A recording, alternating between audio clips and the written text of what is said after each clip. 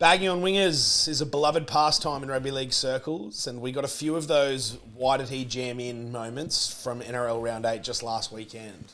But is it always the winger's fault? They're often made the scapegoat when their opposite number dots down on the outside, but as I'm going to try and show you in this video, defending wingers are usually reacting to either an attacking cue or a defensive mistake that's happening a lot further infield, usually where the damage has already been done.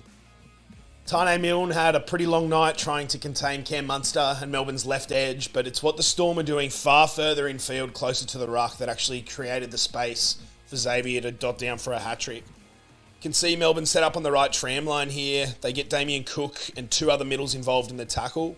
Where they've positioned this play, the ball forces Cookie to go to open side A as opposed to flipping down the short side. He's late to the line, which means he doesn't offer a whole lot of line speed.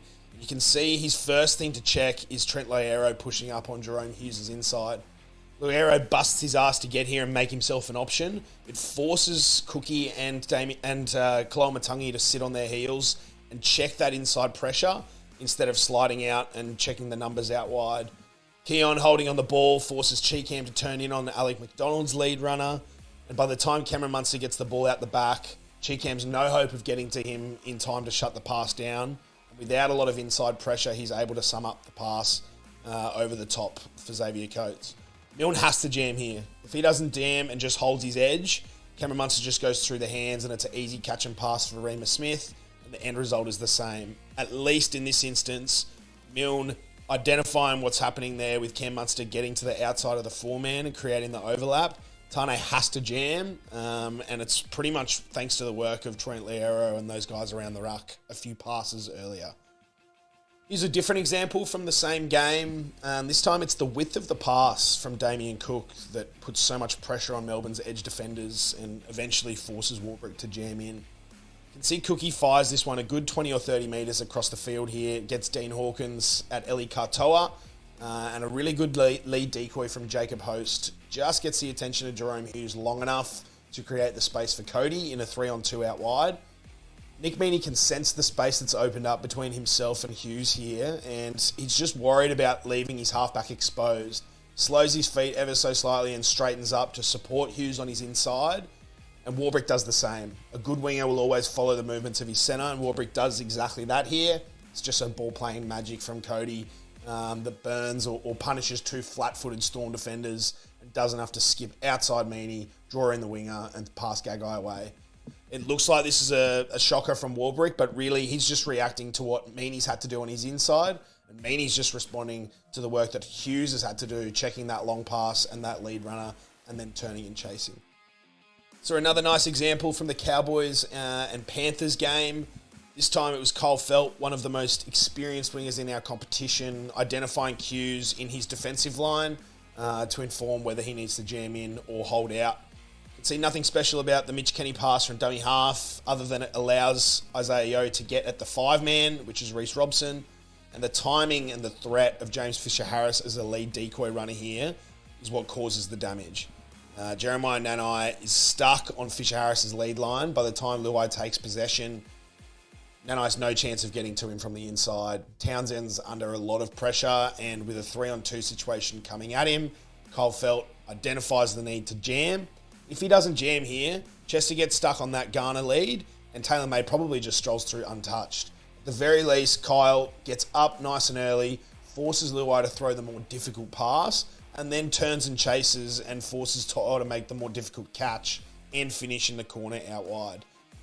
I can't talk about jamming wingers this week without mentioning Mike Acevo, who had his pants pulled down by Daly Cherry Evans in NRL Round 8, but it wasn't a poor read by Acevo to come flying in off his left wing there when Jason Saab went down the touchline. You can see what happened in the lead-up to Tommy Trbojević's try. Nathan Brown doing a really good job in this impact role through the middle, bumping off the first tackler and engaging Ethan Sanders and Sean Lane into the tackle. That's the 3-in and the 4-in defender from the Eels' left edge, which means they need to flip two middles down that short side on the following play. Joey Lussick fills up down there, and Jermaine Hopgood also retreats there late. By the time Daly Cherry Evans gets on the ball down that short side on the following tackle, Hopgood and Lussick are in no position to get up off their line, and the Eels are under a lot of pressure around their ruck where Tom Trbojevic is sniffing. So, like I said, it was a poor move, but it was the right read from Sivo here, and a bit of ball-playing magic from Daly Cherry-Evans, which you've got to pay credit to it when it's like this, is enough to pick the right option and send Saab down the touchline. Easy to blame Sivo here, but that's the latest and most relevant example of a winger identifying that the damage had already been done, in this case one play the ball earlier, and being forced into a decision out there on the edge. We saw Paul Alamotti forced into a similar decision for the Panthers last weekend, and this time he came up with the play. The Cowboys attacking down a short side, getting over the advantage line through Cotter. Tommy Dearden straightening up with that lead decoy to get Nathan Cleary interested. And we can see what Alamotti sees here, which is Scotty Drinkwater getting the ball in a 3-on-2 situation where he's one of the best ball players in the competition. Alamotti's positioning in the line here is perfect. He slides in nice and tight on Tungo, which allows him to check Valentine Holmes on his inside. He's also in a good position to bounce out and either turn and chase on Valame or turn and pluck the pass out of thin air. He does exactly that. It's a great jam, great read, and a great play from Alamotti, and a really good example of wingers jamming. Again, that's not Alamotti's fault that he's in a 2-on-1 situation here, but it's up to him to try and solve the situation on his own because of what's happened further in field. And credit to the Panthers and Paul Alamotti. In this instance, he does. Now, for comparison's sake, here's what it looks like when a winger doesn't jam when they probably need to based on what's happened further in field. You can see Harry Grant jumping out from behind the ruck here. He caused some nightmares for the Rabbitohs middle defence in NRL Round 8.